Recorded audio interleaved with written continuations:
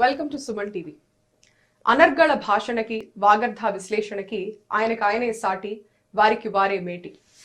Youth is a hope of the nation అన్న మాటల్ని అక్షర సత్యాలుగా నమ్మి యువతలో నిద్రాణంగా ఉన్న చైతన్య శక్తిని జాగృతం చేయటం కోసం అహరహం పరిశ్రమిస్తోన్నటువంటి పాత్రికేయులు, మోటివేషనల్ స్పీకర్, కోచ్, ఇలా ఎన్నెన్నో.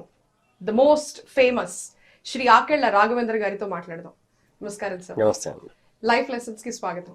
Thank you sir. చాలా మందిలో జీవితం అంటే రకరకాల అభిప్రాయాలు ఉంటాయి.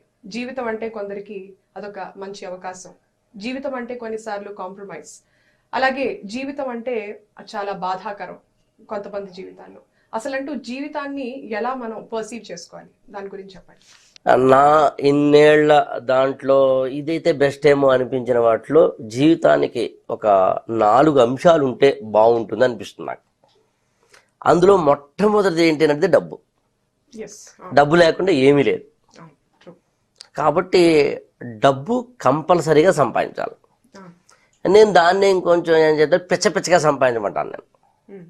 నీ ఓపిక, ఎంత డబ్బు సంపాదిస్తావో అంత సంపాదించు. నీ లైఫ్లో ఎంత సంపాదించగలవు అంత సంపాదించు. అయితే బ్యాంకులు కొల్లగొట్టి సంపాదిస్తావా, పక్కన దోచే సంపాదిస్తావా అన్నది నీ ఇష్టం. కాకపోతే దానికి తగ్గట్టుగానే ఉంటుంది, రిజల్ట్ కూడా తగ్గట్టుగానే ఉంటుంది. ఆకలి వేసినప్పుడు పచ్చివరకే బజ్జీ తింటే దాని తగ్గట్టు రిజల్టే ఉంటుంది, పెరుగన్నం తింటే దాని తగ్గట్టు రిజల్టే ఉంటుంది. కాబట్టి నువ్వు పిచ్చగా సంపాదించమన్నాం కదా అని చెప్పి ఎలా పడితే అలా సంపాదించు, అలాగే సంపాదించు. కానీ మిగతా 3 ఈక్వేషన్స్ కూడా చూసిన తర్వాత అప్పుడు నీకు డబ్బు ఎలా సంపాదించాలో క్లారిటీ వచ్చేస్తుంది. బట్ ఏదైనా డబ్బు సంపాదించు. సో అంటే ఎక్స్పెరిమెంట్ చేయాలి, లైఫ్ ఎక్స్పెరిమెంట్ చేయాలి. రెండోది, లైఫ్లో ఏది ఉన్నా లేకపోయినా తప్పనిసరిగా ఉండాల్సింది హెల్త్. అది లేకుండా ఏం లేదు. నువ్వు ఎన్ని డబ్బులు సంపాదించినా, ఎంత గొప్పగా సంపాదించినా, కోటాను కోట్లు సంపాదించినా, మళ్ళీ సార్ సినిమాలో డైలాగ్ ఉంటుంది, అద్భుతం డైలాగ్. ఏంటంటే అది, గట్టిగా తింటే చచ్చిపోతావు నీకెందుకురా కోట్లు అంటాడు. అంటే ఉప్పు తినలేక, కారం తినలేక, ఏమీ లేక ఉపయోగం ఏముంది? సో హెల్త్ ఫస్ట్ది, హెల్త్. రెండోది హెల్త్. ఇక మూడవది చాలా ఇంపార్టెంట్ పాయింట్ ఏంటి అన్నప్పుడు, నీకంటూ ఒక మంచి పేరు లేనప్పుడు, నిన్ను గురించి నలుగురు మాట్లాడుకోనప్పుడు, నువ్వు వీధిలో వెళ్తుంటే నలుగురు నీకు నమస్కారం పెట్టినప్పుడు, నీ పక్కింటోళ్ళు కూడా నువ్వు ఎవరో తెలియనప్పుడు, నీదైన ఏదో ఒకటి ఈ ప్రపంచానికి ఇవ్వనప్పుడు, నా దృష్టిలో బతుకు వృధా. సో డబ్బు, ఆరోగ్యము, మంచి పేరు. నేను పేరు అని కూడా అంటలేదు, మంచి పేరు అనే పదం వాడుతున్నాను. దానికి మళ్ళీ తూరికలు కొలతలు చాలా ఉండవచ్చు కాక. ఇంకా 4వది ఆనందం. ఈ 3 ఉన్న ఆనందం లేకపోతే ఉపయోగం ఉంది? సో హ్యాపీనెస్ ఉండాలి. ఇప్పుడు ఈ 4టిని కలిపితే డబ్బు ఎలా సంపాదించాలో అర్థమవుతుంది. ఆరోగ్యాన్ని పాడు చేసుకుంటూ డబ్బు సంపాదించట్లేదు నేను, మంచి పేరు పోగొట్టుకుంటూ డబ్బు సంపాదించట్లేదు నేను. సో డబ్బును ఎలా సంపాదించాలంటే, ఇవాళ 2019, 2020 ఈ రోజుల్లో తెలివితేటలతో డబ్బు సంపాదించవచ్చు, టెక్నాలజీతో డబ్బులు సంపాదించవచ్చు, నీతిమంతంగా డబ్బులు సంపాదించవచ్చు, ధర్మబద్ధంగా డబ్బులు సంపాదించవచ్చు. నేను మాట్లాడేది కోట్లు. అలా సంపాదించే ప్రయత్నం చేయండి. ఈ 4టిని ఎవరైతే అర్థం చేసుకుంటారో, ఈ 4టికి ప్రయారిటీస్ ఎవరైతే చేసుకుంటారో, 30 ఏళ్ల వరకు ఒక ప్రయారిటీ, 40 ఏళ్ల వరకు ఒక ప్రయారిటీ, 50 ఏళ్ల వరకు ఒక ప్రయారిటీ ఎవరు చేసుకుంటారో వాళ్ళు నా దృష్టిలో చాలా గొప్ప లైఫ్ను అనుభవిస్తారు. అప్పుడు కాంప్రమైజ్ అవ్వాల్సిన అవసరమూ లేదు, పోరాడాల్సిన అవసరమూ లేదు, అన్నీ నీ కాళ్ళ దగ్గరికి వస్తాయి. లైఫ్ని ఇలా అర్థం చేసుకోగలిగితే చాలంతే. సింపుల్ టెక్నిక్ యాక్చువల్గా. దాన్ని ఇంకా ఎలాగైనా మనం చెప్పవచ్చు, ఎన్ని రూపాల్లోనే చెప్పవచ్చు. 20 ఏళ్ల వరకు చదువుకో, లేదా 25 ఏళ్ల వరకు చదువుకో, మంచి కెరీర్ సంపాదించు.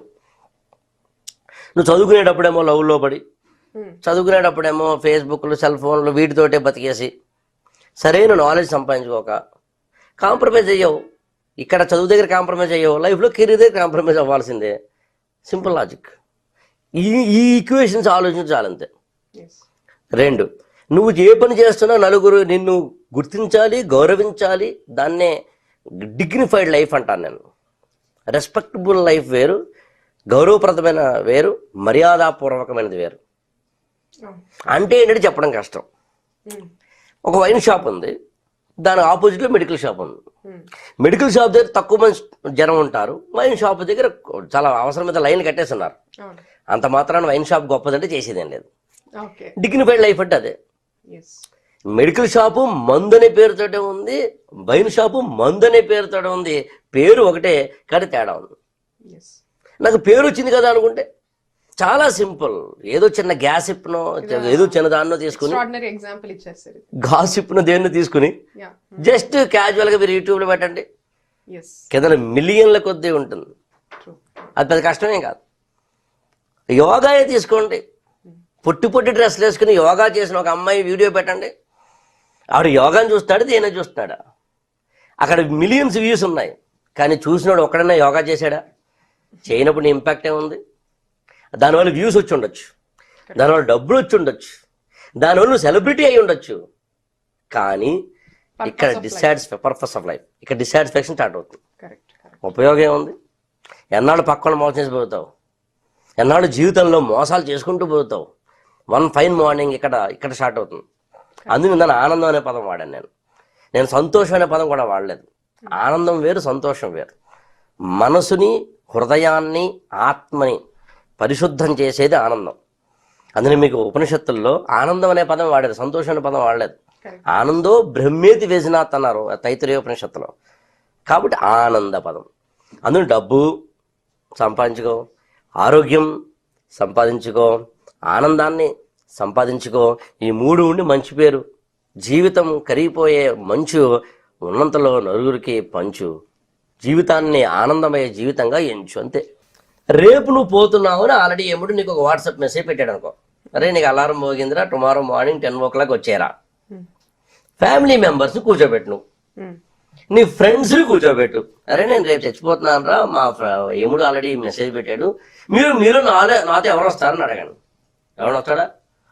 కట్టుకున్న పెళ్ళం రాదు, మొగుడు రాడు, పిల్లలు రారు, ఎవరు రారు. ఇంకేంది? ఇంకా ఒంటరిగా వచ్చే నేల మీదకి వచ్చేటప్పుడు జనాలు వేసుకురాలేదు, వెళ్ళేటప్పుడు జనంతో వెళ్ళావు. మరి ఇప్పుడు నువ్వు సంపాదించిన డబ్బు నీతో రాదు. మరి నీతో రాని డబ్బు, నీతో రాని ఆస్తి, నీతో రాని బంధువులు, నీతో రాని జనం, నీతో రాని యూట్యూబ్లు, నీతో రాని వ్యూస్, నీతో రాని లైక్లు ఏం పీకడానికి? ఇప్పుడు ఎవరికి నువ్వు ఆన్సరబుల్? ఇక్కడ ఒకడున్నాడు, వీడికి ఆన్సరబుల్. నువ్వు రాత్రి పడుకునేటప్పుడు ఇక్కడ కనుక నేను నిజాయితీగా బతికాను అని చెప్పగలిగితే చాలు. నేను మాట తప్పలేదు, మడమ తిప్పలేదు అని ఇక్కడ చెప్పగలిగితే చాలు. జనం కోసమే ఉంది, జనం ఏముంది, పెద్ద కష్టమేం కాదు. అందుకని ఎప్పుడు నేను ఏమంటానంటే ఫస్ట్ ఇక్కడ అయితే ఇక్కడ ఒక విషయం గమనించాలి, అందరూ పరిశుద్ధులు కాదు. ఫస్ట్ పాయింట్ గమనించాలి. బంగారం కూడా యాజ్ ఈజ్గా మనం నెక్లెస్ వాడం, అందులో కొద్దిగా ఏదో కలుపుతాం. ప్యూరిటీ అనేది ఎప్పుడు కూడా 90%, 85% ఉంటుంది, 100% ఉండదు. ఉంటే ప్రమాదం కూడా. రా ఫామ్. రెండు, ఎప్పుడు కూడా లైఫ్ అనేది ఒక జర్నీ అంటాను నేను. ఏ నుంచి జెడ్ వరకు కొన్ని మజిలీలు ఉంటాయి. ఏ నుంచి జెడ్ వరకు మజిలీలు ఏవైతే ఉన్నాయో అవి దాడుకుని అందరూ వెళ్ళాలి. 6 ఏళ్ల పిల్లవాడు చాలా సీరియస్గా వైరాగ్యం వచ్చి బైరాగ్యంలో కలిసిపోయేవాళ్ళలాగా మాతృమూర్తి, పితృదేవ, ఈ దినము నేను ఏబిసిడి నేర్చుకుని ఉంటేని అన్నాడంటే వాడికి చిన్న మీద చెట్లు మీద అర్థం. మా ఇంట్లో ఉన్న 6 ఏళ్ల పిల్లవాడు మీరు కనుక మా ఇంటికి వచ్చినప్పుడు వాడు మనసులో ఏమనుకుంటాడు అదే చెప్తాడు. చెప్పాలి. వాడిని కూడా మనం ముసుగులు వేసేస్తే ఇక మొదటి జీవితం అంతా ముసుగులు అవుతాయి. అంటే ఏ వయసుకు తగినట్లు, ఏ వయసుకు 16, 17, 18 సంవత్సరాల వయసు ఎలా ఉండాలో అలాగే ఉండాలి. 20 ఏళ్ళు, 30 ఏళ్ళు అంటే జర్నీ చేస్తున్న కొద్దీ నీలో మార్పు రావాలబ్బా. ఇంకా సింపుల్ గా చెప్పాలంటే నువ్వు రోజు స్నానం చేస్తున్నట్టుగా, రోజు బ్రష్ చేసుకుంటున్నట్టుగా నీ మనసుని రోజు కడుక్కోవాలబ్బా. ఎవ్రీ డే, వీలైతే ఎవ్రీ మంత్, కాదనుకుంటే ఎవ్రీ ఇయర్. సో ఏ సబ్బుతో కడుక్కోవాలి, లేకపోతే దేన్ని యూస్ చేసి కడుక్కోవాలి మనసుని? That is the question. చాలా మంచి క్వశ్చన్ అండి. ఇంతవరకు నన్ను ఈ క్వశ్చన్ ఎవరు అడగలేదు. వివేకం అనే సబ్బుతో కడుక్కోవాలండి. ఓకే. వీలైతే జ్ఞానం అనే డెట్టాలు వాడాలి. ఓకే. వివేకానికి జ్ఞానానికి తేడా ఉంది. సమస్య గురించి ఆలోచించి సమస్య గురించి విశ్లేషించేది జ్ఞానం, పరిష్కారం దిశగా పంపించేది వివేకం అని. వావ్.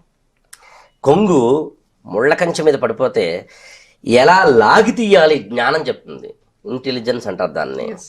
ఎలా కట్ చేసి వదిలేయాలి వివేకం చెప్తుంది. ఓకే.